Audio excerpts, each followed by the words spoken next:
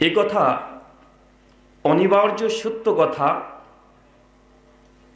আগামী দিনের ভবিষ্যৎকে আপনি কেমন দেখতে চাচ্ছেন সেইটা নির্ধারণ করছে বর্তমান যুব সমাজ, তরুণ সমাজ, তাদের চিন্তা, তাদের চেতনা, এটার উপরে নির্ভর করে। ইউরোপের প্রাক্তন প্রধানমন্ত্রী তিনি একটা চমৎকার কথা বলেছিলেন, কারণ তারা হচ্ছে রাষ্ট্র চালায়, শুধু রাষ্ট্র চালায় না, গোটা বিশ্বকে তারাই কন্ট্রোল করছে। ইহুদি এবং খ্রিস্টানরা গোটা বিশ্ব জগৎ দেখেন তাদের হাতের মুঠায় আছে, একদম নিজের হাতের মধ্যে আছে।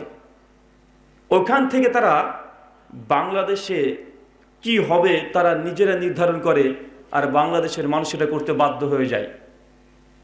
তার মানে বোঝা যায় তারা যদি এত ক্ষমতাবান হয়ে থাকে, তাদের এক একটা কথার মূল্য অনেক বেশি। কেন? তারা বাস্তব অভিজ্ঞতা থেকে কথাগুলো বলে থাকেন। ইউরোপের প্রধানমন্ত্রী তিনি বলছেন যে একটা রাষ্ট্রকে যদি ধ্বংস করতে হয়, কোন রাষ্ট্রকে যদি ধ্বংস করতে হয়, তাহলে আগের যুগের মানুষের চিন্তা ছিল, মনে করতো সেই রাষ্ট্রকে ধ্বংস করার জন্য সেখানে যুদ্ধ লাগিয়ে দাও, আক্রমণ করো, বোমা নিক্ষেপ করো। হিরোশিমা নাগাসাকি দূরের শহর জাপানের তারা ধ্বংস করে দিয়েছে মাত্র দুটো বোমার কারণে। হয়েছে কি হয় না? কথা বলেন। হয়েছে।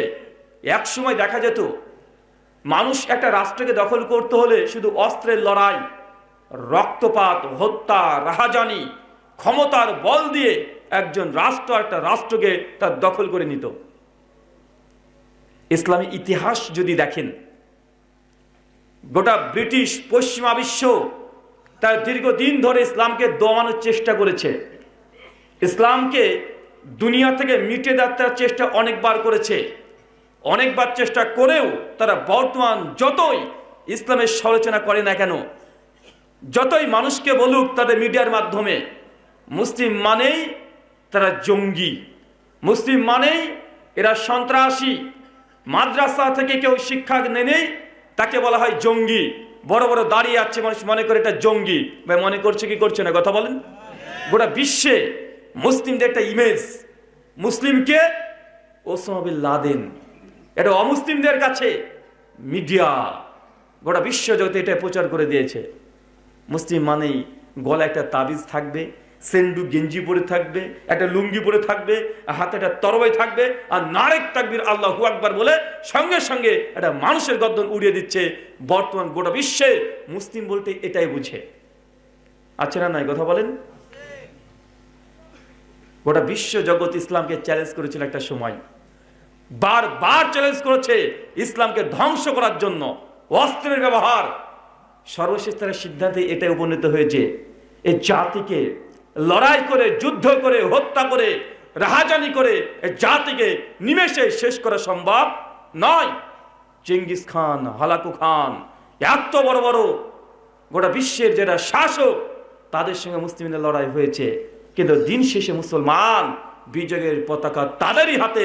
তারাই প্রত্যেক যুদ্ধে জিতেছে কি জিতে নাই? সে বদর থেকে দেখেন মাত্র 313 জন, কাফেরদের হাজার হাজার, তাদের সৈন্য হাজার, তাদের আর্মি ফোর্স হাজার, তাদের বিভিন্ন রকমের সেই সময়কার যুদ্ধের অস্ত্র সরঞ্জাম হাজার হাজার, কিন্তু মুসলমান মাত্র 313 জন এই যোদ্ধা হওয়ার পরেও কাফেরদেরকে নিমেষে শেষ করে দিতে পেরেছে কি পারে নাই? পেরেছে। ইউরোপের প্রধানমন্ত্রী বলছে, অতএব কোন রাষ্ট্রকে যদি ধ্বংস করতে হয়, তাহলে বর্তমান প্রেক্ষাপটে যুদ্ধ, রাহাজানি, সন্ত্রাসী আক্রমণ করে মুসলিম জাতিকে ধ্বংস করা সম্ভব নয়। সম্ভব কিভাবে তবে? তাহলে কি আমরা ইসলামের বিরুদ্ধে যাব না? জি, 3টে কারণ আছে।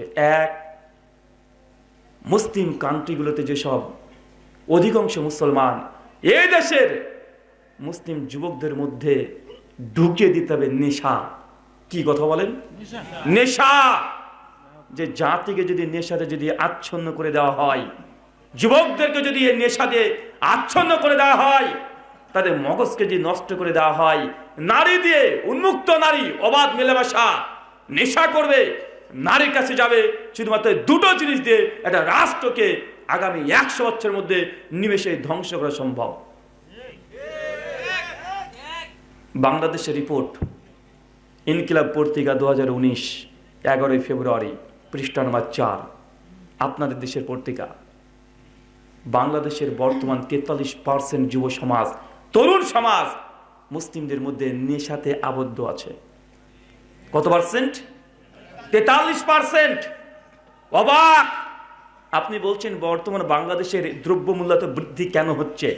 কেন? কয়দিন আগে তো আমরা 40 টাকা কিলো পেঁয়াজ কিনেছি, আজ কেন পেঁয়াজের দাম 120 টাকা হয়ে যাচ্ছে? কেন? পাশের রাষ্ট্র ভারত মাত্র 50 টাকা কিলো চিনি, বাংলাদেশে 60 টাকা কেন চিনির দাম? এটা আপনি মনে করছেন সরকারের দোষ? সরকার দোষ দিতে পারেন, কিন্তু জেনে নেবেন এর জন্য সবচাইতে বড় দায়ী যদি কেউ হয়, সাধারণ আম জনতা। একটা পরিসংখ্যান বলি, 43% মানুষ যদি বাংলাদেশের শুধু নেশাতে আবদ্ধ থাকে, তারাই পরিসংখ্যান দিয়ে বলছে যারা নেশা করে তাদের প্রত্যহ দৈনিক খরচ, শুধু খরচের হিসাব দ্বারা দিয়েছে, নিম্নমানের যারা বিড়ি পান করে এদেরও খরচ প্রতিদিন কমপক্ষে 100 টাকা আছে। আছে না নাই? যে বিড়ি খাই ও জর্দাও খাই, যে জর্দা খাই ও পানও খাই। আছে না নাই? কথা বলেন। আর যারা উঁচু লেভেলের নেশা করে কমপক্ষে তাদের খরচ 500 থেকে 1500 টাকা পর্যন্ত। মানে আপনি যারা মদ পান করে, যারা বিয়ার পান করে, হোটেলে গেলেই তারা খাবার দাবার শেষে কমপক্ষে পার হেড মাথা পিছু 500 টাকা খরচ। আছে না নাই? আছে। তাদের পরিসংখ্যান, গোটা বাংলাদেশে যদি 43% মানুষ নেশাতে আবদ্ধ থাকে, বাংলাদেশের মানুষের সংখ্যা এখন বর্তমান 18 কোটি। 18 কোটি 43% করলে হবে লাগভাগ 8 কোটি। কত কোটি? 8 কোটি মানুষ তারা বাংলাদেশে শুধু নেশা করে গড়গড়ান প্রতিদিন। যদি ছোট নেশা 100 টাকা ধরেন, কেউ 500 টাকার মদ খায়, কেউ 50 টাকার বিড়ি খায়, কেউ 200 টাকা খরচ করে নেশার পেছনে, কেউ 400 টাকা করে। আপনি সর্বনিম্নটা ধরে নেন 100 টাকা করে। যদি একজন মানুষ প্রতিদিন নেশা করে, কত মানুষ নেশা করছে? 8 কোটি। 100 টাকা ইন্টু 8 কোটি, ফলাফল কত হলো? 1 টাকা করে হলে 8 কোটি টাকা হবে। 8 কোটি তো মানুষ, তার মানে 800 কোটি টাকা। এটা মাসের খরচ নয়, এটা একটা দিনে 24 ঘন্টাতে বাংলাদেশের পরিসংখ্যান বলছে 800 কোটি টাকা শুধুমাত্র বিড়ি, সিগারেট, জর্দা আর নানা রকমের মদ খাওয়াতে বাংলাদেশ থেকে যদি 800 কোটি টাকা প্রতিদিন বেড়ে চলে যায় শুধু ধোয়ার মাধ্যমে আর পায়খানা বাথরুমের মধ্যে যদি আপনি ছেড়ে আসেন, তো বাংলাদেশের 150 টাকা চিনি মানে তো কোন দেশে হবে? 800 কোটি। আপনি মনে করছেন তো আমি তো নেশা করিনি, আমি তো ভালো মানুষ।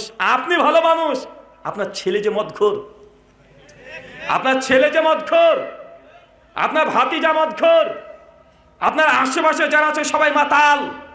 আপনি একজন ভালো হয়ে কি করবেন? একজন ভালো হলে এটা হয় না।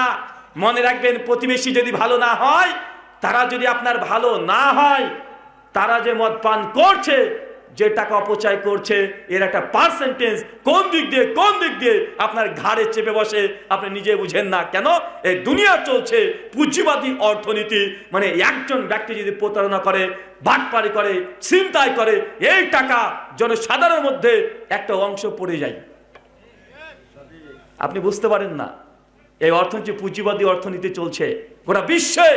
আপনি মনে করছেন আমি তো হালাল রোজগার করছি। জি না, আপনি যত হালাল রুজি রোজগার করেন না কেন, প্রতিবেশী যদি হারাম রোজগার করে, প্রতারণা, বাটপারি, চিটিংবাজি, হারাম পথে ইনকাম করে, ওর অংশ অটোমেটিক আপনার ইনকামের মধ্যে কিভাবে চলে আসবে আপনি এটা নিজে বুঝতে পারবেন না। ইউরোপের প্রধানমন্ত্রী মোটেও খারাপ কথা বলেনি। তিনি বলেছেন এটা রাষ্ট্রকে যে ধ্বংস করতে হয়, কোটি কোটি টাকার মিসাইল খরচ করে লাভ নাই, এটা খরচ বেশি। 2 দেশের সৈনিক মরে, 2 দেশের কোটি কোটি টাকা মার্কিন ডলার খরচ হয়ে যায়। কিন্তু খুব সহজেই একটা রাষ্ট্রকে ধ্বংস করো। যে রাষ্ট্রকে তুমি চয়েস করে যে ধ্বংস করে দেবো, ওই রাষ্ট্রে তুমি নেশাজাত দ্রব্যকে একদম সহজ করে দাও, প্রচুর পরিমাণে সহজ করে দাও। যুব সমাজ, তরুণ সমাজ তারা মদ খাবে, মাতাল হয়ে পড়ে থাকবে, বেশ্যাখানায় যাবে, নারীর সঙ্গে সঙ্গ দিবে, তার দুনিয়া শুধু মনে করবে এতটাই। তারপরে এই যুব সমাজ 100 বছর এই গতিতে চললে এই রাষ্ট্র থেকে কোনো ভালো মেধা বের হবে না। বের হবে? বাংলাদেশের 2 কোটি মানুষ চলে যাচ্ছে সৌদি আরবে গরু চড়াতে, লজ্জা লাগে না? আপনার দেশ, নিজের দেশেও যদি আপনি গরু চড়াতেন, তারপর একটা সম্মান আছে না নাই? আপনাকে আমি অপমান করছি না। আপনার দেশ থেকে বাইরে যাওয়ার দরকার ছিল বড় বড় জায়গাতে চাকরি করার জন্য। মুসলমান নিজের দেশ ত্যাগ করছে শুধু টাকার জন্য, অর্থের জন্য, নিম্ন লেভেলের ডি গ্রুপের কাজ করার জন্য। আছে না নাই? আছে। অনেক কথা যেহেতু আমি ইন্ডিয়ান, তার জন্য রেস্ট্রিকশন থাকে, অনেক কথা বলতে পারি না, অনেক কথা বলা যায় না, কারণ রাষ্ট্র যেহেতু ভিন্ন। কথা বুঝতে পারছেন? তাই আপনাদেরকে বুঝে নিতে হবে। 2 নম্বর একটা কথা মনে রাখবেন, গোটা রাষ্ট্রকে ধ্বংস করার জন্য সবচাইতে সহজ, কোনো খরচ নাই, সেটা এই অংশটা যে নেশা আর নারীকে সহজ করে দাও। এতে টাকা খরচ নেই, নিজে নিজে নেশা করবে, নিজের টাকা উপার্জন করে, দরকার চিন্তাই করবে, রাহাজানি করবে। আছে না নাই? কথা বলেন, আছে না নাই? কিন্তু রাষ্ট্রকে, একটা রাষ্ট্রকে ধ্বংস করতে বোমা লাগে না, মিসাইল লাগে না, 2 দেশের সৈন্য মরে। তার জন্য গোটা বিশ্বে যেহেতু চলছে এখন ইন্টেলেকচুয়াল ওয়্যার, বুদ্ধিবৃত্তিক একটা রাষ্ট্রকে ধ্বংস করে দেওয়া যায়। এই কথাটা ভুলে যান। আগে আপনি দেখেছেন যে মুসলিমদের সঙ্গে শত্রুতা করার জন্য মুসলিম নারী রাস্তা দিয়ে যাচ্ছে, অমুসলিমরা জোর করে মুসলিম নারীর পোশাক বোরখা খুলে টেনে হিচড়ে ছিঁড়ে ফেলে দিচ্ছে। এরকম অনেক জায়গায় দেখা যায় না ভাইজান? আছে। যে মুসলিম নারী, তাকে পোশাক পরতে দেবে না, বোরখা পরতে দেবে না, জোর করে 8-10 জন অমুসলিম জোর করে তার পোশাককে ছিনিয়ে খুলে ফেলছে। এই চিত্র আর দেখবেন না, দেখলেও খুব কম। এখন আধুনিক যুগ, আপনার হাতে যেন মোবাইল আছে, আপনি 20 বছর আগে ভাবতে পারেন নাই যে আমেরিকায় ছেলে থাকবে আপনার, আর বাংলাদেশ থেকে ভিডিও কল করবেন, কথা বলবেন, একদম সবকিছু।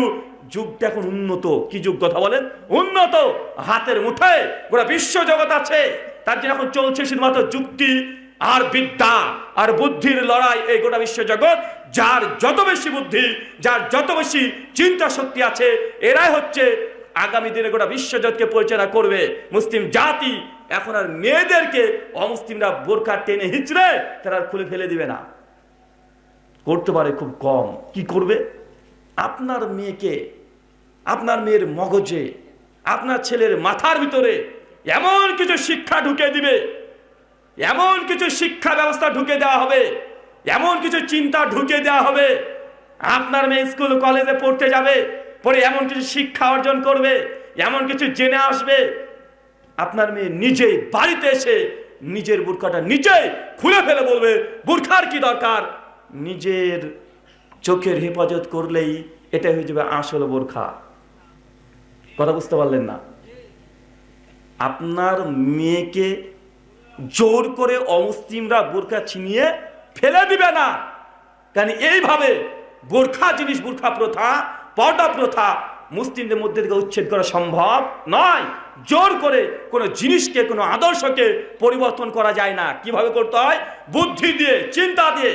তাই বর্তমান আপনার মেয়ের বোরখা খোলার জন্য এমন কিছু বুদ্ধি তাদের মাথায় ঢুকে দিবে, এমন কিছু চিন্তা ঢুকে দিবে, এমন মানসিকতা তৈরি করে দিবে, আপনার মেয়ে নিজেই বলবে বোরখার কি দরকার? আরে আমরা নামাজ পড়ি, তাও ঠিক আছে, কিন্তু বোরখার দরকার নেই। যদি পুরুষরা নিজের চোখ ঠিক করে নেয়, আমার বোরখা কিসের দরকার? আছে না নাই? কথা বলেন।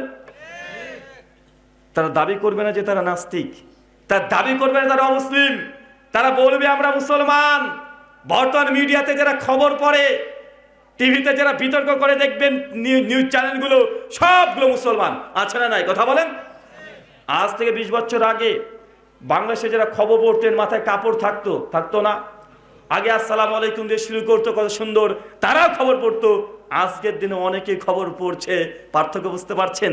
তারা কি মুসলমান না? তারাও মুসলমান, দাবি করছে আমরা মুসলিম, কিন্তু তাদের চিন্তা, তাদের চেতনা বাহ্যিক দাবি করছে মুসলমান, কিন্তু চিন্তা চেতনা পাক্কা ব্রিটিশ, ইংরেজ। আছে না নাই? আছে। আর এই কথা আল্লাহ নবী বলে গেছেন 1400 বছর আগে। সেই সুনান আবু দাউদ কিতাবুল ফিতানের 4299 নম্বর হাদিস, সওবান রাদিয়াল্লাহু তাআলা আনহু তিনি বলছেন। আর এই সওবান রাদিয়াল্লাহু তাআলা, এই সাহাবীর নাম মনে রাখবেন, 2টো সাহাবীর নাম মনে রাখবেন। কয়জন? 2 জন। এক সওবান আর একটা হচ্ছে হুযায়ফা রাদিয়াল্লাহু তাআলা আনহু। 2 জন সাহাবী যদি কখনো হাদিস পান, আপনার সামনে একবার নয় 20 বার ওই হাদিসকে পড়তে হবে। কারণ এরা সাধারণ কোনো হাদিস বর্ণনা করে না, এমন হাদিস বর্ণনা করে গভীর তত্ত্ব লুকিয়ে আছে। ওই হাদিস বোঝার জন্য একজন শাইখুল হাদিসকে 10 বার পড়া লাগবে। কি কি নাম বললাম বলেন তো? একটা হুজাইফা বিন ইয়ামান, আর একজন সাওয়াম রাদিয়াল্লাহু তাআলা, দুজন এমন রাদিয়াল্লাহু তাআলা বলছেন যে আল্লাহর নবীকে বলতে শুনেছি, আল্লাহ নবী বলছে অচিরেই আমার এই উম্মতের মধ্যে এমন একটা সময় চলে আসবে যে পৃথিবীর সমস্ত বেজাতি বেধর্মীরা আমার উম্মার উপরে ঝাঁপিয়ে পড়বে, এমন ভাবে ঝাঁপিয়ে পড়বে একটা ক্ষুধার্ত বাঘ যেমন কোনো খাবার দেখলে ঝাঁপিয়ে পড়ে, ওইভাবে আমার মুসলিম উম্মা এই উম্মার উপরে চতুর্দিক থেকে কাফের মুশরিক নাস্তিক ঝাঁপিয়ে পড়ে একদম খাবারের মতো করে ছিনে ছিনে খাবে। বলেন তো আজকে বর্তমান যুগের সঙ্গে মিলছে কি মিলছে না? মুসলমান একদিকে, ওরা বিশ্বের অমুসলিম ঝাঁপিয়ে মুসলমানের দিকে একদম কি নিক্ষেপ করছে। নাস্তিকদেরকে দেখেন, নাস্তিক মানে আল্লাহকে মানে না, তারা স্রষ্টার অস্তিত্বে বিশ্বাস করে না। তাদের কাছে হিন্দুও যা, খ্রিস্টানতা, বৌদ্ধতা, ইহুদিওতা, মুসলমানতা এটা হওয়া দরকার ছিল। কেউ নাস্তিককে দেখবেন না সে হিন্দু ধর্মের সমালোচনা করছে। দেখেছেন আজ পর্যন্ত? দেখেছেন কখনো খ্রিস্টানদের সমালোচনা করে, কখনো ইহুদিদের সমালোচনা করে, কখনো বৌদ্ধদের করে না। তাদের মূল মিশন টার্গেট ইসলামের সমালোচনা করো, আছে না নাই? গোটা বিশ্ব জগতে আধুনিক যুগ দেখেন, ইউরোপ কান্ট্রিগুলো দেখেন, ব্রিটেন ফ্রান্স দেখেন, প্রত্যেক বছরে একবার করে ইস্যু আসে মুসলমানদের নবীকে একটা কার্টুন অঙ্কন করে দিয়ে গোটা বিশ্ব জগতের মধ্যে তা দেখাচ্ছে, দেখো মুসলিম জাতি তো নবীর কার্টুন অঙ্কন করেছি, আছে না নাই? কখন কোরআন মাজিদকে আগুন দিয়ে পুড়িয়ে দিচ্ছে, কারণ নবীর নামে অসম্মান করছে, আল্লাহর নামে বদনাম করছে, আছে না নাই? আছে। কারণ তাদের টার্গেট একটা, ইসলাম আর মুসলিম এই জাতির সামনে দেখাতে হবে, বিশ্বকে দেখাতে হবে মুসলমান এরা জঙ্গি, এরা সন্ত্রাসী, এরা হিংস্র, এরা দেখাতে হবে। দেখেন আজকে তারা দেখাচ্ছে এই হাদিসের বাস্তবতা। নবী বলছেন অচিরেই আমার উম্মতের উপরে যা দেখছেন যত বেধর্মী নাস্তিক যা আছে, হিন্দু খ্রিস্টান যা আছে, ঝাঁপিয়ে মুসলিম জাত করে পড়বে। সবাই জানে, বিশ্বের এমন কোনো মানুষ জানে না যে ফিলিস্তিনের ভূখণ্ড এটা মুসলমানের বাচ্চাদের, মুসলমানদের। এটা গোটা বিশ্বের রাষ্ট্র যা আছে সবাই অকপটে জানে। জানে কি জানে না? 1945 সালের আগে পৃথিবীতে প্যালেস্টাইন নামক ইসরায়েল নামক রাষ্ট্র পৃথিবীর ম্যাপে ছিল না। এখন গুগল করে দেখেন কত সাল, 1945-এর আগে এই যে আপনি দেখছেন এখন বর্তমান ইসরায়েল, এই ইসরায়েল নামক রাষ্ট্র এর ম্যাপে ছিল, নামই ছিল না। এই তো মাত্র 70 বছর হলো। তখন ছিল কি? ফিলিস্তিন। কিন্তু আজকে ইহুদির বাচ্চারা মুসলিমদের জায়গা দখল করেছে, একদম ঘিরে নিয়েছে মুসলিম জাতিকে। এই 100 বছরের মধ্যে কত নির্যাতন করেছে, রক্তপাত করে চলে যাচ্ছে। কিন্তু মুসলমান যখন আক্রমণ করছে তাদের বিরুদ্ধে পুরো বিশ্বের অমুসলিম রাষ্ট্র যাই বলেন না, তারা এখন বলছে মুসলমান এরাই জঙ্গি, এরাই সন্ত্রাসী, এরা ইহুদিদের জমি দখল করে নিয়েছে। বলছে কি বলছে না? দেখেন কে হিন্দু, কে খ্রিস্টান, কে ইহুদি, এরা দেখছে না মুসলমানের বিরুদ্ধে সবাই একজোট, আছে না নাই? দেখেন ঝাঁপিয়ে পড়েছে কিভাবে। দেখেন ভারতের বাবরি মসজিদ, মুসলমানদের যে কোর্ট রায় দিয়েছে তারাও স্বীকার করেছে যে বাবরি মসজিদের নিচে এমন কিছু তথ্য পায় নাই যার দ্বারা প্রমাণ হয়ে যায় এটা রাম মন্দির। ভারতের সুপ্রিম কোর্ট তারা এই কথা ওয়াকআউটে স্বীকার করেছে।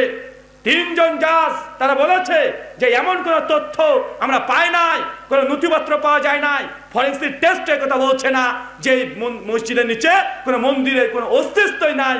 তারপর তারা সিদ্ধান্ত দিচ্ছে যেহেতু অধিকাংশ মানুষের দাবি এটা মন্দির ছিল, গণতন্ত্র দেশ, এই জন্য আমরা এটাকে মন্দির হিসাবে ঘোষণা করে দিলাম।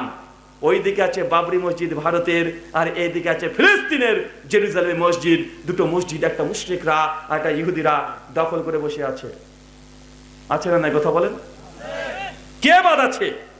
আপনি একবার চিন্তা করে দেখেন, একবার তাল্লাশি করেন এই হাদিসের সামনে, আপনি বুঝতে পারবেন ওরা বিশ্বের অমুসলিম মুসলিম জাতির ঝাঁপিয়ে পড়েছে।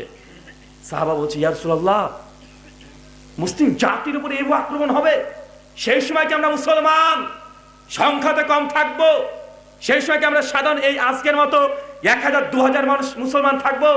আল্লাহ বলছে না, সেই দিন তোমরা এত কম থাকবে না, বরং তোমরা সেই দিন থাকবে সংখ্যায় অনেক, যাকে গণনা করা সম্ভব নয়।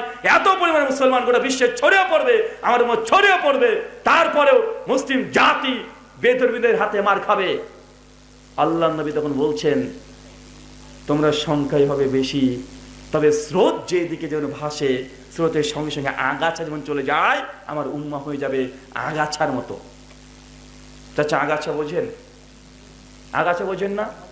হচ্ছে আগাছার মতো অপ্রয়োজনীয় অপদার্থ, স্রোত যেদিকে সেই দিকে আমার উম্মাহ একদম স্রোতের সঙ্গে সঙ্গে ভাসতে শুরু করবে। নিজের বিবেককে, চিন্তাকে, নিজেকে নিয়ে কখনো চিন্তা তারা করবে না যে আমি কি করতে চলছি, এরা বোঝার চেষ্টা করবে না। স্রোত যেদিকে সেই দিকে আমরা ধাবিত হয়ে যাব।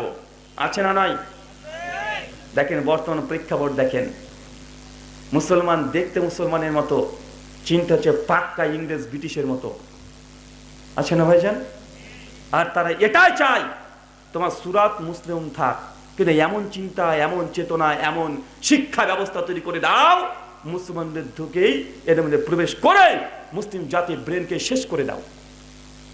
গোটা বিশ্ব জগতে আপনি বলতেন তাহলে কি আমাদের রাষ্ট্রের দোষ? বাংলাদেশ সরকার তাহলে কি করছে? কিচ্ছু করার নেই।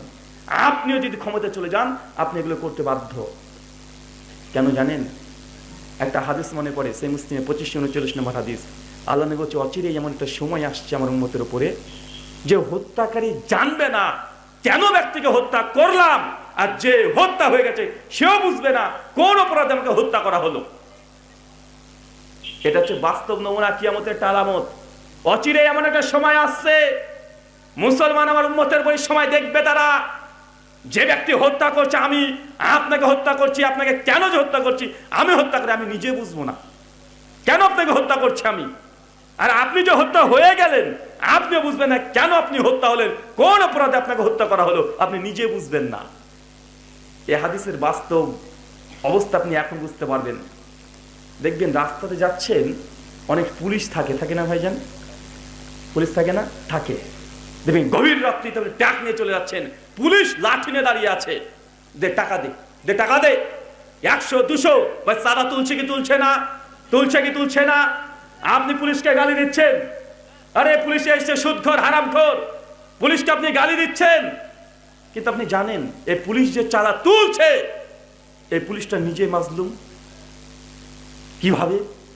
আপনাকে একটু বোঝাই, এবার আপনি বুঝতে পারবেন। আমি আমার দেশ ভারত, ওখানে একই অবস্থা, গোটা বিশ্বের এক অবস্থা, যেখানেই যাবেন।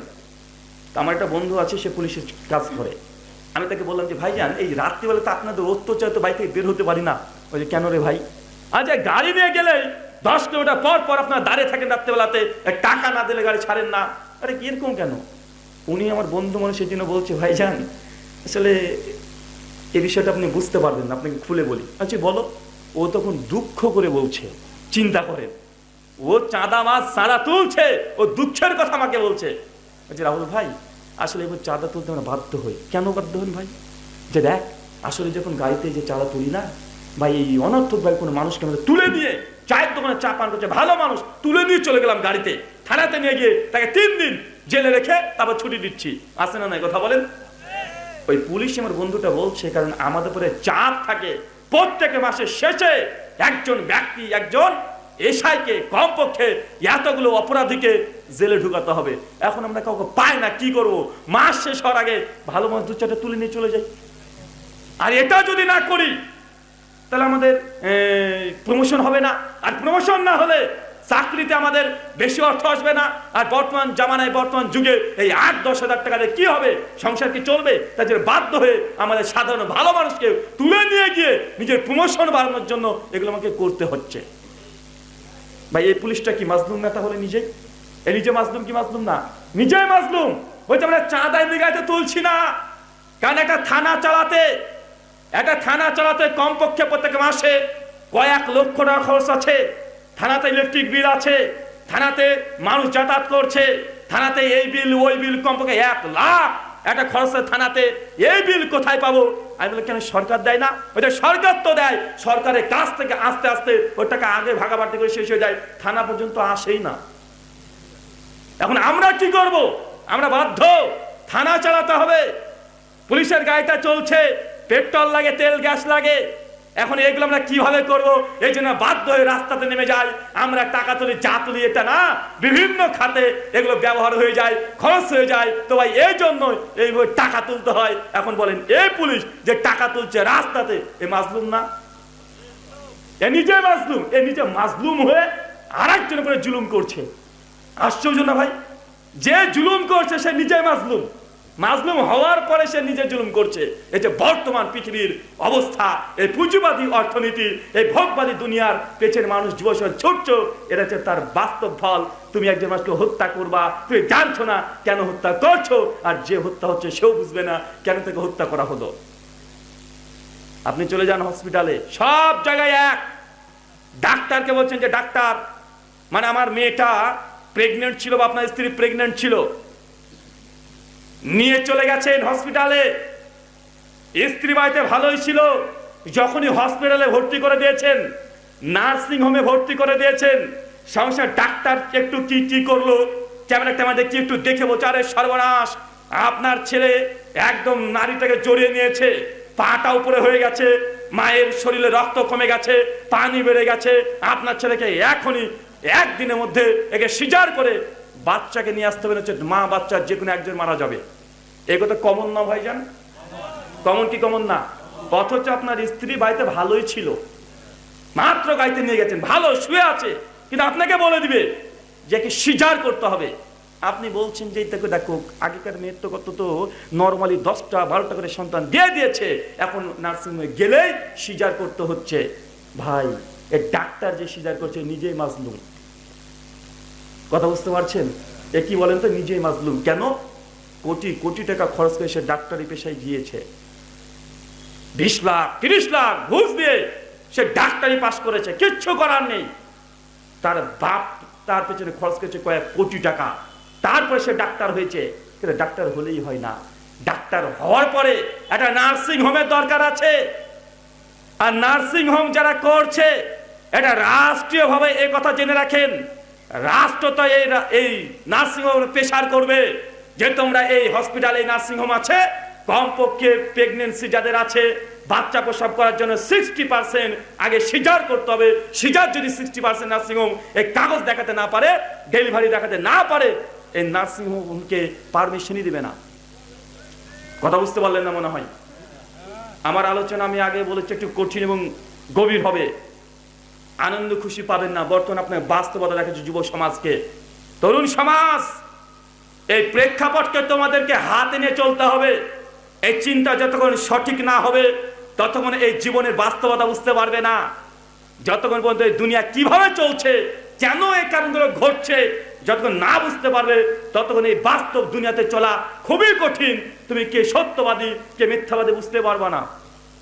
আল্লাহ নবী বলে গেছেন কিয়ামতের আলামত, যে অচিরে এমন একটা সময় আসছে মানুষ সত্যবাদীকে মিথ্যাবাদী মনে করবে আর মিথ্যাবাদীকে সত্যবাদী মনে করবে। ভাই এই হাদিসগুলো শোনেন নাই?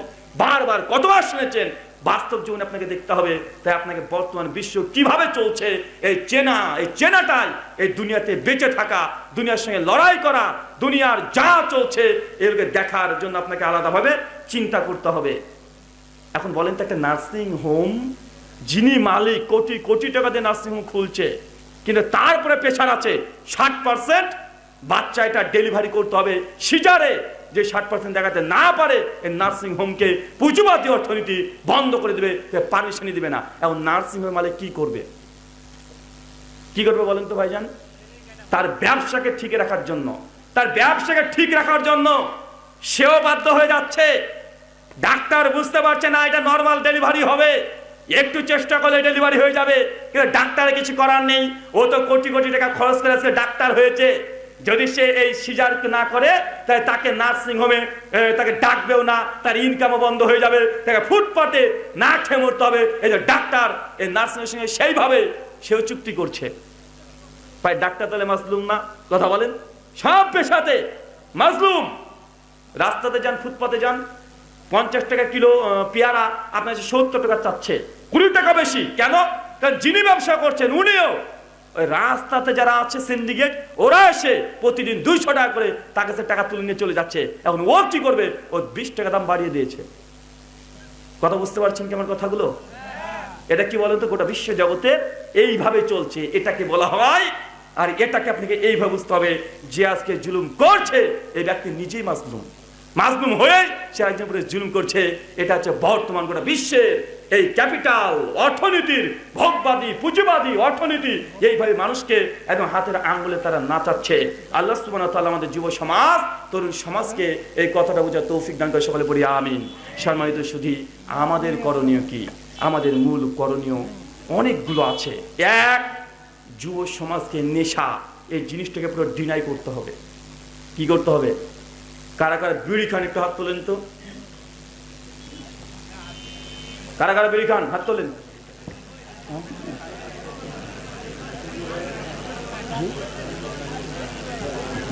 এ বিড়ি খায় না কেউ? কে বিড়ি খায় না? একজন, মাশাআল্লাহ, বিড়ি খাই। আচ্ছা, ভালো মানুষ, সৎ মানুষ ইনশাল্লাহ। ওই এত ভিড়ের মধ্যে নিজেকে বলেছে যে আমি বিড়ি খাই, মানে তার সাহস এবং তার নিয়াত, ইখলাস, মিথ্যা কথা বলেনি, সত্য কথা বলেছে। তো এত ভিড়ের মধ্যে সত্য কথা বলা খুব কঠিন কাজ। ভাইজান, ইনশাল্লাহ আজকের পর থেকে আর বিড়ি খাবেন না, ওয়াদা করেন। আরো জোরে।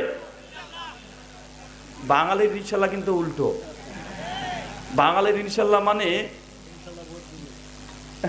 ইনশাল্লাহ ভোট দিয়ে বলে ভোট দেবে না, মানে বাঙালির ইনশাল্লাহ মানে বোঝেন কি? বলছে আরে ভাই ওকে যে টাকা দিবই তো ইনশাল্লাহ কেন বলবো, আর দিব না বলে তো ইনশাল্লাহ বলেছি।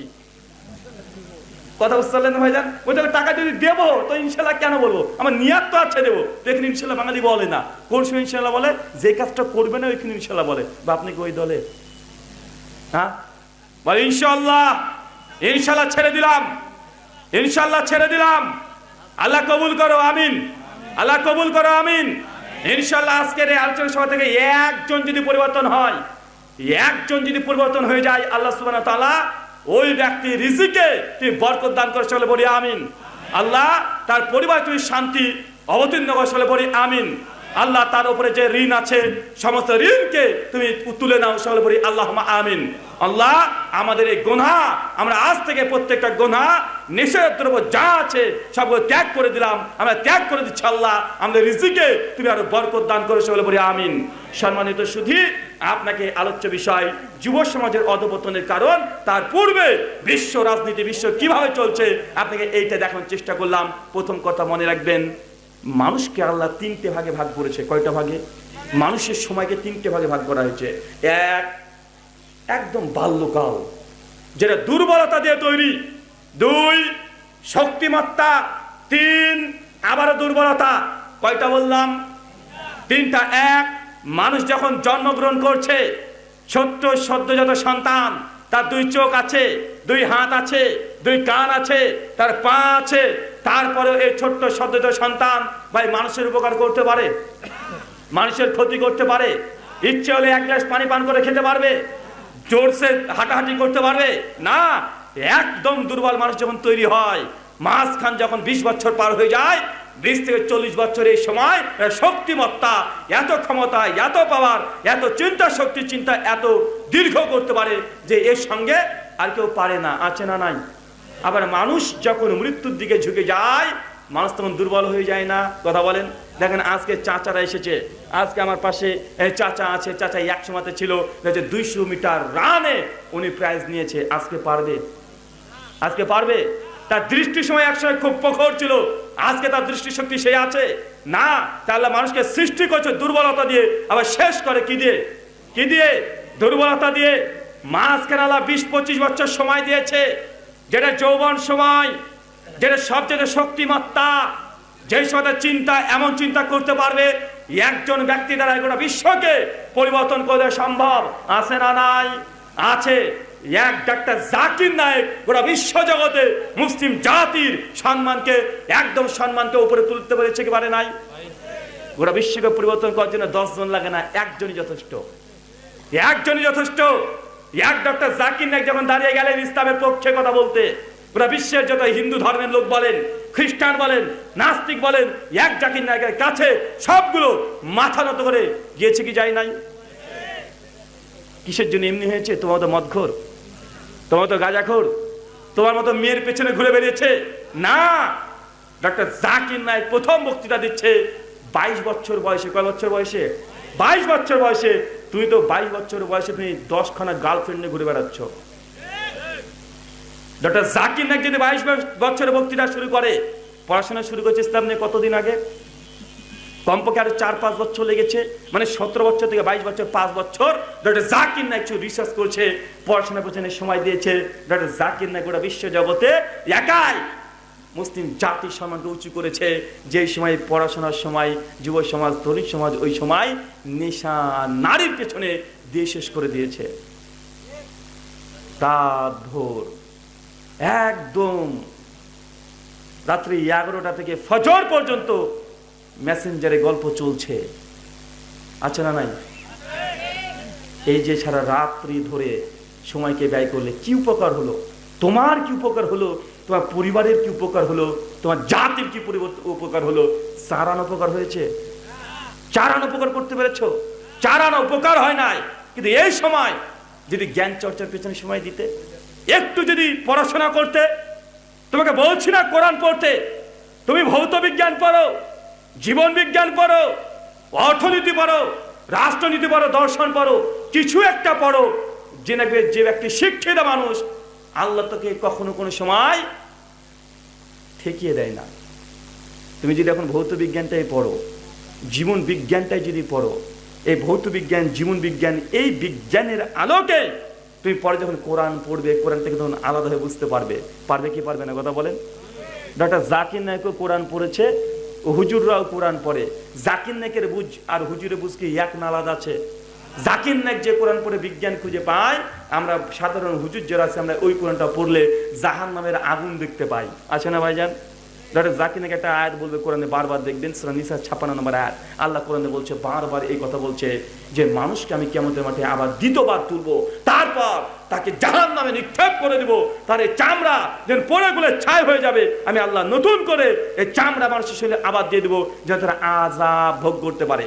এটা কোরআনে সূরা নিসা 56 নম্বর আয়াত। আল্লাহ কি বলছেন? যে মানুষকে জাহান্নামে দিয়ে দিবে, দেওয়ার পরে দাও দাও করে জ্বালিয়ে দিবে, এই চামড়া সব নষ্ট হয়ে যাবে, পুড়ে যাবে। যখনই পুড়ে যাবে আবার নতুন চামড়া আল্লাহ লাগিয়ে দেয়। কেন? বারবার যেন আল্লাহ শাস্তি দিতে পারে।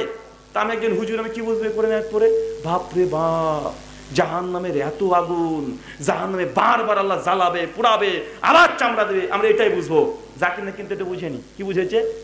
জাকির নায়েক বুঝেছে এই আয়াত দ্বারা, সায়েন্স, বায়োলজি, বিজ্ঞান দ্বারা বুঝতে পেরেছে যে এই চামড়ার মধ্যে পেন্ডিসেপ্টার বলে একটা বস্তু আছে, যার দরুন বোঝা যায় মানুষের এই চামড়া এটা ব্যথা অনুভব করতে পারে না, বরং ভেতরে কিছু পেন্ডিসেপ্টার আছে, এইগুলো ব্যথা অনুভব করতে পারে। জাকির নায়েক বুঝলো বিজ্ঞান, আর আমি বুঝলাম কি? কথা বলেন? আমি বুঝলাম জাহান্নামের আগুন কত ভয়ঙ্কর, আছে না নাই? কথা বলেন? তাই যে বিষয়ে আপনি অভিজ্ঞ, আপনি যদি পদার্থবিদ্যা নিয়ে পড়েন, আপনি যদি অ্যাস্ট্রোলজি নিয়ে পড়েন, আমি এক বুঝবো, আপনি আর এক বুঝবেন। এটা বাহ্যিক কোরআন মাজিদ একটা মিরাক্কেল। তাই ডাক্তার জাকির নায়েক, তিনি সায়েন্স নিয়ে পড়াশোনা করেছেন, তিনি ডক্টরি পড়েছেন, তার জন্য তার আলোচনাগুলো ভাই সায়েন্টিফিক হয় কি হয় না? কথা বলেন? হয়। তাই তোমার কোনো পড়া যে ফাঁকিতে যাবে এমনটা নয়, তুমি যা জ্ঞান অর্জন করবে করো, কিন্তু তারপরে আবার কোরআনটাকে পড়ে দেখো, কোরআনটাকে তুমি নতুন করে বুঝতে পারবে। একজন মূর্খ মানুষ, একজন জ্ঞানী মানুষের মধ্যে পার্থক্য আছে।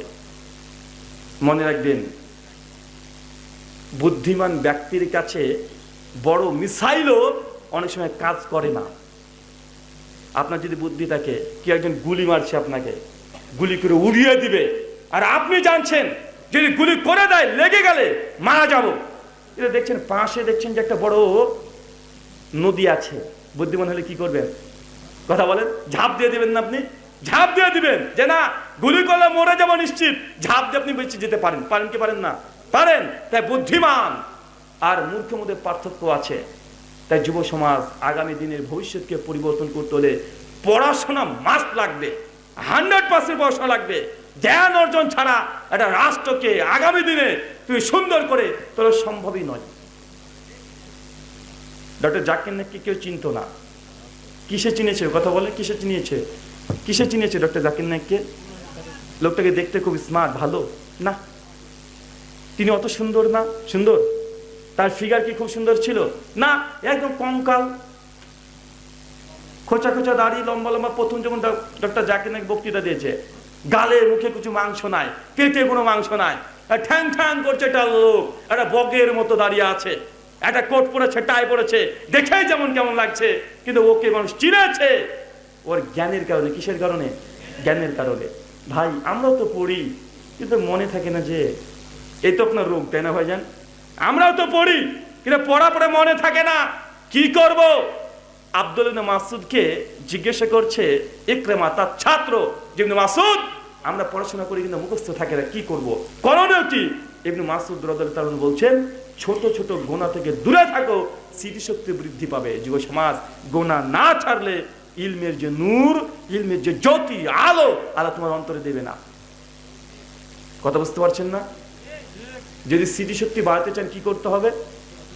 কি করতে হবে? ছোট ছোট গুনাহকেও গুনাহ মনে করতে, ত্যাগ করে দিতে হবে।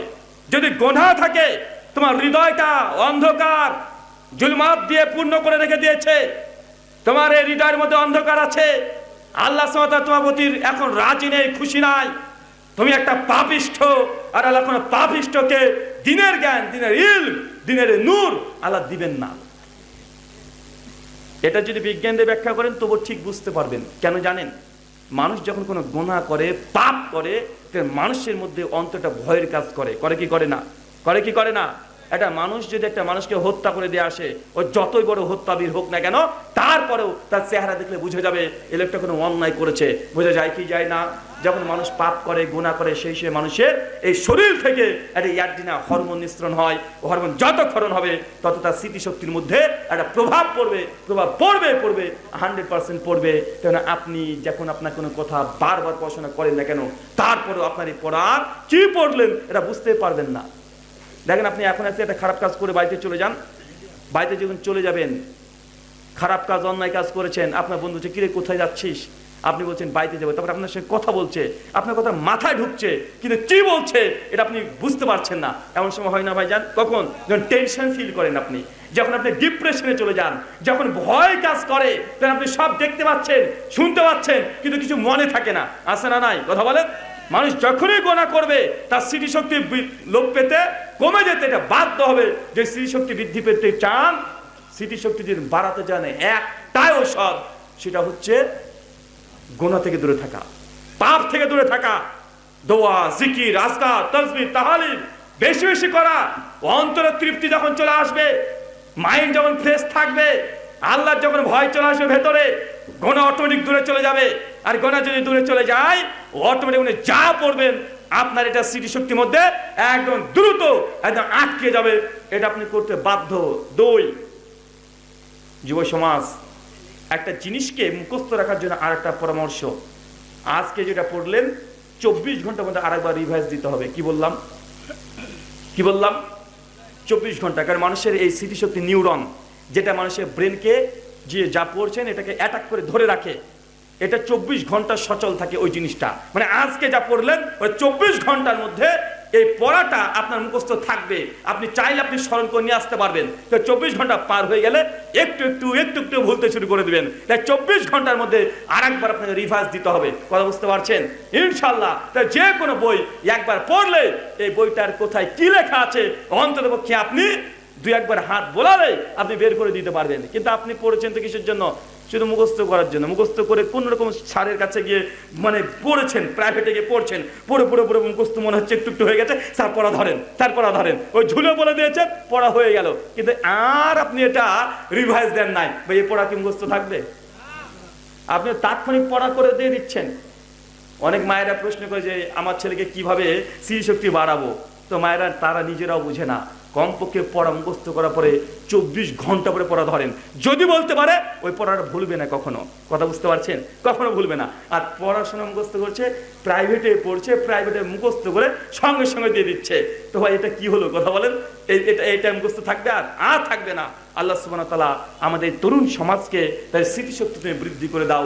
সকলে পড়ি আমিন। সহিহ বুখারী 1358 নম্বর হাদিস। আল্লাহ নবী বলছেন, প্রত্যেক মানুষ যখন জন্মগ্রহণ করে তখন দিনুল ফিতর নিয়ে জন্মগ্রহণ করে, মুসলিম অবস্থায় জন্মগ্রহণ করে।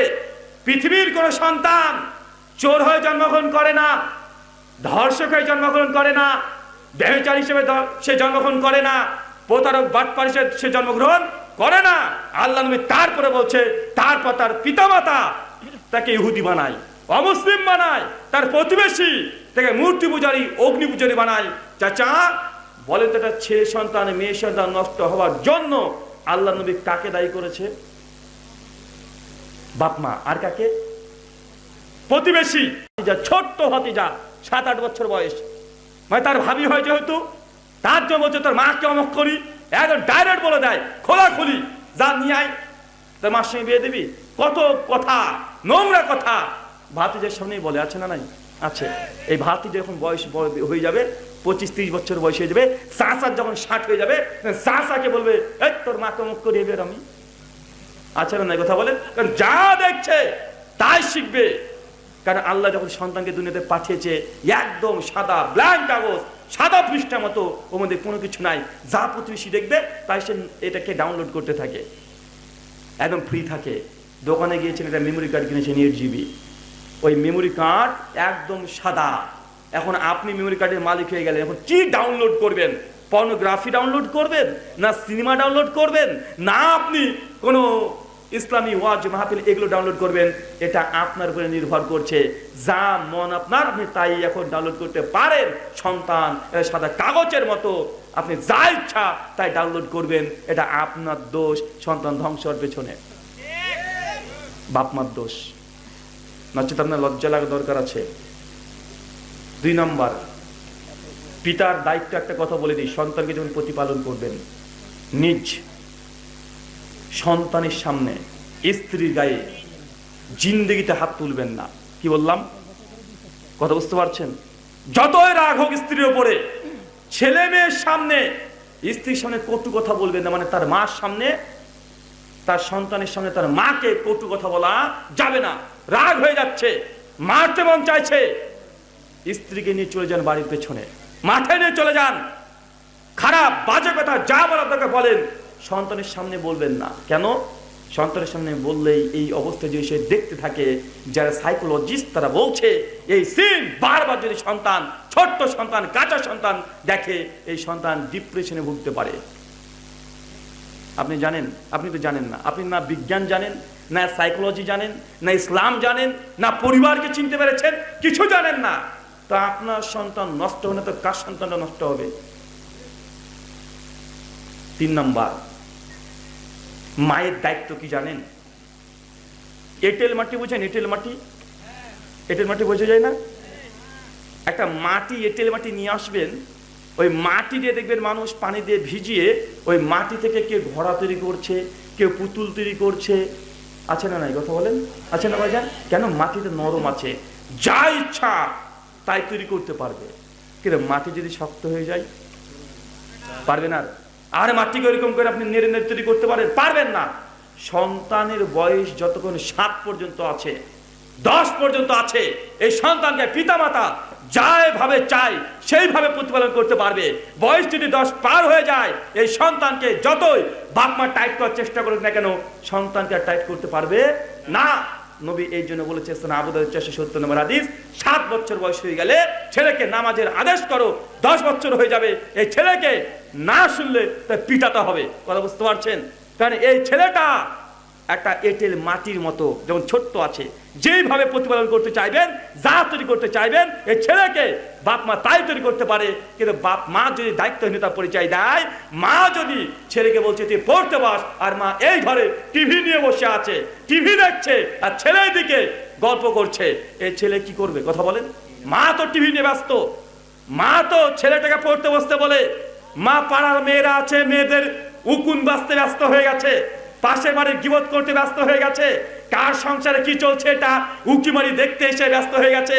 আর সন্তান ছেলে মেয়ে বাড়িতে আছে, মা গোটা প্রতিবেশীর পাড়ার খবর রাখে, নিজের ছেলে মেয়ের খবর রাখে না। এই ছেলে মেয়ে এখন কি হবে? আছে না নাই কথা বলেন?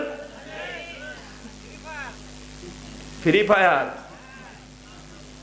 ভারত আমাদের উপমহাদেশ কেন্দ্রিক রিপোর্ট বলছে, শতকরা 92% মেয়েরা তারা সেক্সুয়াল হ্যারাসমেন্টের শিকার হয়। কত পার্সেন্ট? চাচা সেক্সুয়াল হ্যারাসমেন্ট বোঝেন? বুঝেন না? একটু খুলে বলে দিই আপনাকে। সেক্সুয়াল হ্যারাসমেন্ট মানে আপনার যে নাতনির বয়স 7 বছর, 7 থেকে 40 বছর পর্যন্ত হতে পারে মেয়েদের বয়স।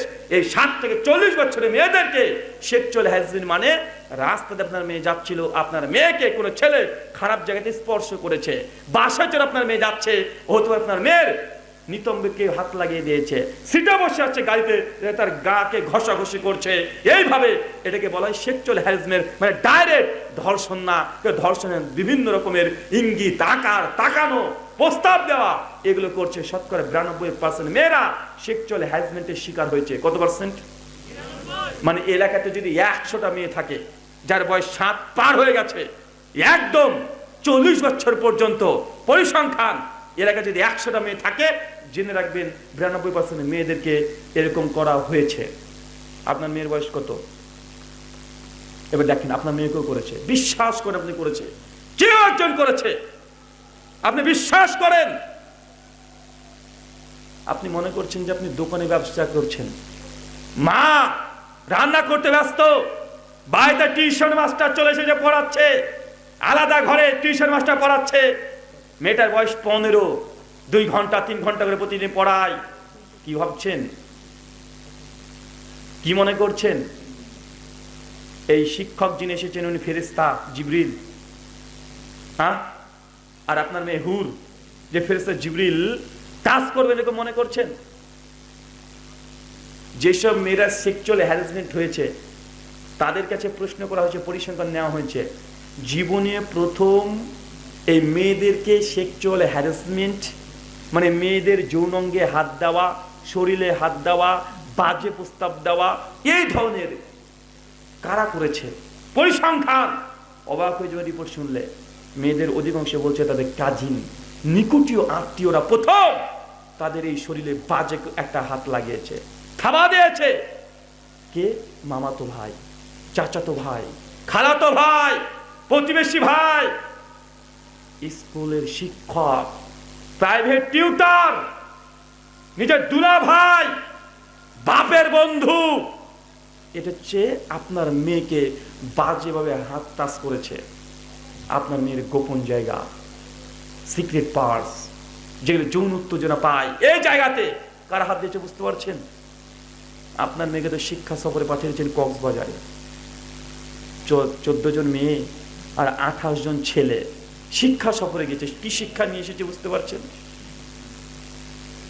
14 ফেব্রুয়ারি আপনার ছেলে আপনার মেয়ের স্পেশাল ক্লাস থাকে, মাঝে মাঝে শুক্রবারে আপনার মেয়ের ইউনিভার্সিটিতে পরীক্ষা থাকে। আছে না ভাইজান? আছে না? নাই? বাপ মা জানেই না, মেয়েও ভুল করে শুক্রবারে বলে দিচ্ছে, মা আমি কলেজে যাচ্ছি, যা যা যা যা তাড়াতাড়ি আসিস, তাড়াতাড়ি আসিস। মানে মেয়েও ভুলে গেছে, কিন্তু সে স্কুলে তো যাচ্ছে না, কলেজে যাচ্ছে না, ও যাচ্ছে কোনো ছেলের সঙ্গে দেখা করতে। কিন্তু মা টিভি দেখারে ব্যস্ত, ও টিভি দেখছে, আর ওই ফাঁকে মেয়ে ওই চালা জানছে মা এখন টিভি দেখছে, মাথায় কিছু কাজ করছে না, এখন মা মানে সিরিয়াল দেখছে আর নিজের সময়টাকে উপভোগ করছে। মা আমি কলেজে গেলাম, তার ঠিক আছে ঠিক আছে, যা তাড়াতাড়ি আসিস। মেয়ে বেরিয়ে চলে গেছে শুক্রবারে। কথা বুঝতে পারছেন না ভাইজান?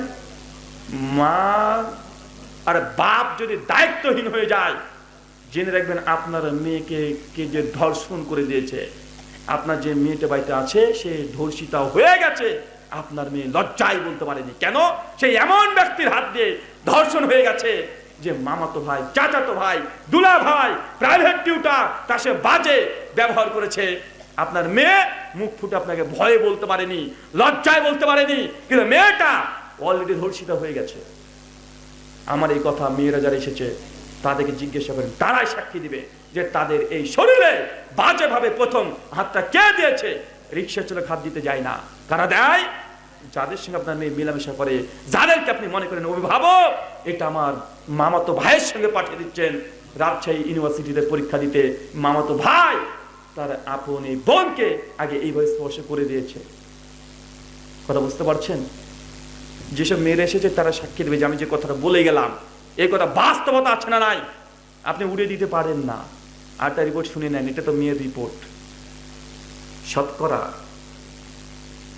45% মেয়ে বাংলাদেশি রিপোর্ট, আর ভারতের হচ্ছে শতকরা 78% মানুষ বিয়ের পরে পরকিয়া করে। কি বললাম? বিয়ের পরে পরকিয়া। কত পার্সেন্ট?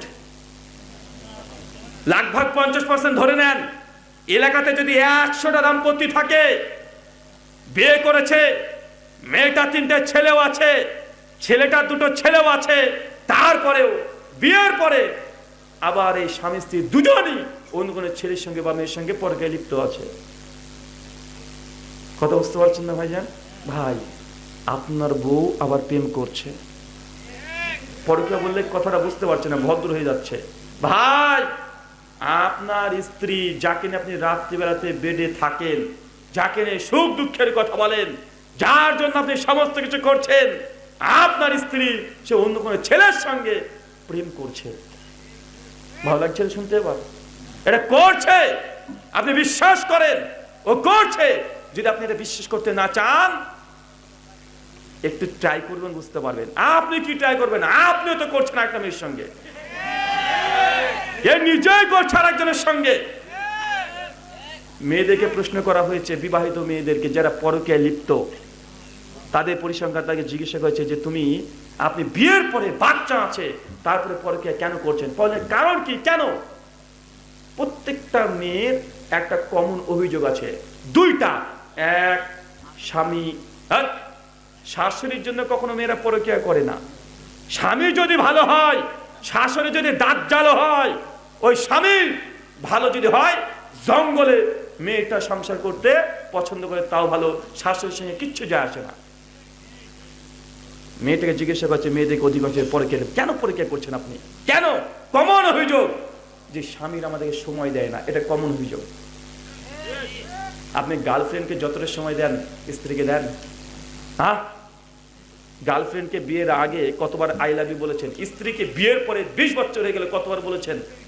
কতবার? একদিনে বলেননি। গার্লফ্রেন্ডকে দিনে কতবার বলেছেন? হ্যাঁ, 10 মিনিট পর পর বলেছেন, তাই না? 10 মিনিট পর পর বলেছেন। কিন্তু স্ত্রীকে কতবার বলেছেন? তাকে ফোনে কতটুকু সময় দিয়েছেন? তাকে মেসেজে কত সময় যোগাযোগ করে কানেক্ট রেখেছেন? না। জেনে রাখবেন, যারা বায়োলজি নিয়ে পড়াশোনা করেছেন, একজন পুরুষ মানুষের চাইতে নারীদের মস্তিষ্কে কথা বেশি থাকে। পুরুষরা সারাদিনে 24 ঘন্টায় 3000 ওয়ার্ড শব্দ সে বলতে পারবে। কত? স্বাভাবিকভাবে 3000 ওয়ার্ড, 3000 শব্দ সে বলতে পারবে, মানে বলবে, স্বাভাবিক। এটা 3000-এর বেশি হয়ে গেলে তার কথা বলতে আর ভালো লাগবে না। কিন্তু মেয়েদের ওয়ার্ড লাগে 6000। কত? 6000। মানে 6000 কথা ও বলবে, যে কোনো ভাবে ওকে বলতে হবে, নচেত তার মুখটা এই কথা বলালে ছটপট করবে। এই তখনই পায়ে বেরিয়ে চলে যাবে পাশে বুবু, ও বুবু জানো ওই ঘরেতে ইয়ে হয়েছে। মানে ওর এটা ফিতরাত, ওর ফিতরাত এরকম, এ করবে। আপনার স্ত্রীকে সময় দেন আপনি? জি না। যদি সময় দিয়ে স্ত্রীকে না দিতে পারেন, স্ত্রীকে খুশি রাখার জন্য, নিজের পরিবারকে ঠিক রাখার জন্য, আপনার বউ যেন লোকের ছেলের সঙ্গে প্রেম না করে, এর জন্য আপনাকে জোর করে হলো, মন না চাইলো, বউর সঙ্গে বারবার ফোন করে বলতে হবে আই লাভ ইউ। যদি আপনি আই লাভ ইউ বলতে না পারেন, আপনার বউ আরেকজনের সঙ্গে সম্পর্ক করে ওর মুখ থেকে আই লাভ ইউ শুনবে। এখন আপনি বলেন কি করবেন? আপনি বলবেন না হ্যাবলার বেটা ক্যাবলা আপনার বউকে প্রতিদিন আই লাভ ইউ বলবে, এটা শুনবেন? কোনটা করবেন বলেন? আর এটা বাধ্য। মেয়েদের সাইকোলজি এমন, ও সময় চায়, ও কথা বলতে চায়, ওর অত সোনা দানা গহনার প্রয়োজন হয় না, ও শুধু একটু সময় দরকার, একটু কথা বলবেন, একটু খোঁজ নিবেন, এতেই সে খুশি। কিন্তু আপনি যদি সময় একটু তাকে না দেন, যদি নিজের ব্যবসা নিয়ে ব্যস্ত থাকেন, নিজের এই ক্যারিয়ার তৈরি করতে ব্যস্ত হয়ে যান, ও বাড়িতে সারাদিন বসে আছে, 2-4 ঘন্টা কাজ করে, ও সারাদিন ফ্রি, এখন আপনি সময় দিচ্ছেন না, ও কি করবে? শয়তান ওয়াসওয়াসা দিবে, বাধ্য দিবেই। পুরুষের শরীরে যে হরমোনটা তৈরি হয় তাকে বলা হয় টেস্টোস্টেরন, আর নারীর শরীরে টেস্টোস্টেরন হরমোন তৈরি হয় না, তার হয় ইস্ট্রোজেন হরমোন। কথা বুঝতে পারছেন? ইস্ট্রোজেন হরমোনের কাজ কি জানেন? ওর কাজ হচ্ছে সন্দেহ করা। কি করা? আরে এটা সায়েন্স, বিজ্ঞান, যারা বায়োলজি নিয়ে পড়াশোনা করেছেন, এখন আপনি জান ইস্ট্রোজেন হরমোন এটা নারীদের তৈরি হয়। ইস্ট্রোজেন হরমোনের কাজ হচ্ছে শুধু সন্দেহ করা, মানে সন্দেহ করবে ও যে কোনো সাদাকে ও সাদা বলতে চাইবে না, বলে সাদা না, এটা ঘিয়া। যদি বলেন লাল না গো, এই লাল না, বলছে না লাল কিসের, লাল দেখতে পাচ্ছ তুমি, তোর চোখ নষ্ট হয়ে গেছে, চশমাটা খোলা দেখ এটা গেরুয়া কালার। মানে ও ভুল ধরবে, এটা 100%। কেন? ওর শরীরে ওই হরমোনই তৈরি হয়। নারীদেরকে ডানে বলে বায়ে চলবে, এটা মেনে নিতে হবে আপনাকে। নবী এই কথাই বলেছে যে মেয়ের হচ্ছে বাঁকা, বাঁকা হাড় থেকে তৈরি, তাকে সোজা করতে বেশি যেও না, সোজা করলে ভেঙে যাবে। যদি উপকার নিতে চাও বাঁকা অবস্থায় হাত বোলাও, যত বাঁকা আছে হাত বোলাও, কিন্তু যদি একটু 19-20 করেছো তাহলে তোমার বাড়িতে আগুন জেনে ছেড়ে দিবে, ও ভেঙে যাবে। তাই ও যতই খারাপ হোক না কেন, দেখা যাচ্ছে রান্না করতে গিয়ে একটু লবণটা বেশি দিয়ে দিয়েছে, সেই দিনই একটু বেশি প্রশংসা করে দিবেন যে আলহামদুলিল্লাহ অনেক চমৎকার রান্না করেছে, দিন দিন তোমার রান্না যেন অনেক বেশি প্রিয় হয়ে যাচ্ছে। ও যখন নিজে খেতে যাবে, খেয়ে তখন বলে কি বল লবণ একটু বেশি মনে হলো আজকে, ও নিজে বুঝুক। কথা বুঝতে পারলেন না ভাইজান? নিজে বুঝুক। কিছু যদি বলেছেন, কবে যে খাবারের মধ্যে বিষ মিশে মাছ চালিয়ে দিবে, কবে যে বিষ মিশিয়ে দিবে যে তোর জন্য এত রান্না করি, কোনোদিন তুমি নাম করলে না। কথা রাগে ইঁদুর মোড়া বিষ দিয়ে আপনাকে বাথরুমে শুয়ে রেখেছে। বেশি পায়তারা করতে যায়েন না। এরা হচ্ছে নারী মানুষ, মেয়ে মানুষ, এদের শরীরে ইস্ট্রোজেন হরমোন হয়। কাজ কি বলেন তো ভাইজান? সন্দেহ করা। আর এটা কিন্তু খারাপ না। এটা কি? এটা খারাপ না। আরে চাচি যে বুড়ি, দেখবেন বুড়ি চাচি আছে না, ওর 55 বছর বয়স হয়েছে, 55, তার স্বামীর বয়স কমপক্ষে 60 হয়ে গেছে, এখনো চাচি চাচাকে সন্দেহ করে, বলে এ দাদির সঙ্গে কি করছালা গো, হ্যাঁ এ দাদির সঙ্গে কি করছালা, মানে এখনো 60 বছরেও চাচি সন্দেহ করছে। এটা কি বলেন তো? এটা কি? ফিতরাত। এটা শরীরে তাদের এই হরমোন তৈরি হয়, তাকে দোষ দেওয়ার কিছু নয়। তবে পুরুষের শরীরে তৈরি হয় টেস্টোস্টেরন। এটার কাজ পুরুষকে চিন্তা করতে বেশি উদ্বুদ্ধ করে, রিস্ক নিতে পুরুষ তখন বেশি পছন্দ করে, সিদ্ধান্ত দেওয়ার ক্ষমতা নারীদের চেয়ে পুরুষদের অধিক। এই জন্য পুরুষের হচ্ছে টেস্টোস্টেরন, এই হরমোন। মানে আপনার স্ত্রী যে কোনো জিনিস সন্দেহ করবে, তার সন্দেহগুলোকে খারাপ মনে করেন না, এটা কল্যাণকর। ওই একটা জিনিস দেখে 10টা সমস্যার কথা বলছে, না এই কাজটা করো না, এটা হবে, এটা করো না, ওটা হবে, এটা করো না, ওটা হবে। মানে একটা কথা বললে ও 10টা আপনার ভুল ধরবে। এই 10টা ভুল আপনি মনে করেন যে এই সবগুলো ভুল বলছে, এর মধ্যে একটা ঠিক বলে দিয়েছে যেটা আপনি চিন্তা করতে পারেননি। কেন? আপনার শরীরে ইস্ট্রোজেন হরমোন নাই, ওর আছে। ও বেশি সন্দেহ করতে পারবে, বেশি পয়েন্ট বের করতে পারবে। এই জন্য আল্লাহর নবী যখন বিজনেস করতেন, ব্যবসা করতেন, যখন তিনি যুদ্ধে যেতেন, জিহাদে যেতেন, স্ত্রী ছাড়া যেতেন না। কারণ এখানে বুদ্ধি লাগবে, শত্রু কোন দিক থেকে আক্রমণ করবে এটা পুরুষ মানুষ বেশি চিন্তা করতে পারবে না। নারী এমন ভাবে এমন পয়েন্ট বের করে দেবে যে ওইখানে পাঠান, কেন ওইখান থেকে বেরিয়ে আসতে পারে, এটা তার সন্দেহ বাস্তব হয়ে যেতে পারে। আল্লাহ এই জন্য নেগেটিভ আর পজিটিভ এক করে দিয়েছে। তাই পুরুষকে নারী কিভাবে চিন্তা করে এই সাইকোলজি বুঝতে হবে, নচেত সংসার একদম দেখবেন আগুন জ্বলিয়ে দিচ্ছেন যদি বুঝতে না পারেন। আর যদি বুঝে নেন একবার, কি মজা জানেন? কথা বুঝতে পারলেন না ভাইজান? কঠিন মজা পাবেন বিয়ের পরে। মানে দেখবেন, আপনাকে আরেকটা উদাহরণ দিয়ে দিই। আপনার স্ত্রী বাপের বাড়ি থেকে আজকে এসেছে। কি এসেছে বলেন তো ভাইজান? আজকে এসেছে। আসার পরে আপনাকে দেখবেন বিছানায় গিয়েছে রাত্রিবেলাতে, সঙ্গে কানে গেল, ভাই শোনো আমি কিন্তু আজকে দেখো ফেব্রুয়ারি মাসের 19 তারিখ কিন্তু এসেছি বাপের বাড়ি থেকে, আমি কিন্তু মার্চের 20 তারিখে আবার যাবো। ও বলবে, এটা বলবে, ওটা ফিতরাত বলবে। মানে আজকে এসেছে, কবে যাবে এটা আপনাকে আগে জানিয়ে দেবে। আপনি যদি বেশি মাতব্বরি করতে জেনে গেলেন, আজকে আসলে তুমি কালকে যাবা, 20 থেকে যাবা, 1 মাসের মধ্যে যেতে হবে তোমাকে, এই কথা যদি বলেছেন, বাকি যে 1 মাস বাড়িতে থাকবে আগুন জ্বলবে, একদম আগুন জ্বলবে। 1 মাস শান্তিতে দেবেন আপনাকে। কি করবেন যদি বাঁচতে চান?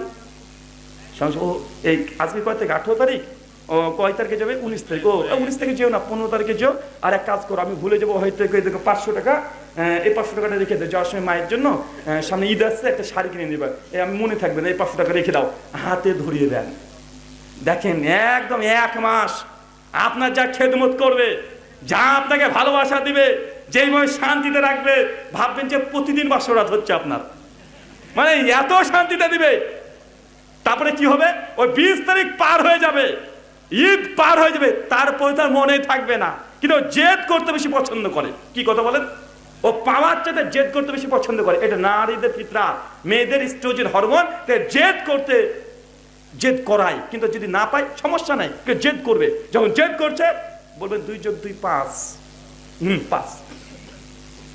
কথা বুঝতে পারলেন ভাইজান? আমি আপনাকে মানে বুঝাতে পারছি না।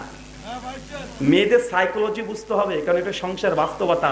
বিয়েটা ফ্যান্টাসি নয়, ভাবছেন বিয়ে করবো, এই করবো, ওই করবো, এই করবো। আরে ভাই, করার পরে যদি মেয়েদেরকে না বুঝো, তাহলে বাপ মা পর হয়ে যাবে। বাপ মা আগে বাড়ি থেকে তোমার কাছে সবচেয়ে খারাপ হয়ে যাবে বাপ আর মা, যে তুমি স্ত্রীর মানসিকতা বুঝতে না পারো। কথা বুঝতে পারছেন? আল্লাহ সুবহানাহু ওয়া তাআলা তুমি আমাদেরকে এই কথাগুলো বোঝার তৌফিক দান করো, সকলে পড়ি আল্লাহুম্মা আমিন। শেষে একটা নসিহত, তারপরে প্রশ্ন উত্তর। ভাই বলেন তো, মেয়েরা কি করতে বেশি পছন্দ করে? সন্দেহ করতে। 2, ভুল ধরতে। স্বামীর ভুল ধরবেই, ভুল ধরবেই, যা বলবেন তাতেই। এটা কালো না, এটা কালচে কালো, এটা লাল না, এটা এরকম লাল। একটা কথা বলি বুঝতে পারবেন। বলছে স্বামী রাগ করে বলছে, 10 বছর ধরে তোমার সাথে সংসার করছি আমি, 10 বছর ধরে সংসার করছি, এখনো তোমাকে বিশ্বাস করলে না, প্রতিদিন আমাকে ভুল ধরতে হয় তোমার। বউ তখন বলছে, 10 বছর কোথায়, 9 বছর 6 মাস। কথা বুঝতে না ভাইজান? স্বামী মানে দুঃখ করে বলছে, 10 বছর ধরে সংসার করছো, বিশ্বাস করলে না তুমি। এই যে 10 বছর ভুল করে বলে দিয়েছে, হবে 9 বছর 6 মাস। 10 বছর কই, 9 বছর 6 মাস, মানে ওইখানে ভুল ধরতে হবে। কথা বুঝতে পারছেন? তাই এটা জেনে বুঝেই মেয়েদের সঙ্গে ডিল করতে হবে, নচেত সংসার টিকবে না, বাপ মা পর হয়ে যাবে, নিজের সংসার নষ্ট হয়ে যাবে। আল্লাহ সুবহানাহু ওয়া তাআলা এই কথাগুলো আমাদের মায়েরা, বোনেরা, ভাইয়েরা যারা এসেছে তাকে বোঝার তৌফিক দান করো, আমিন।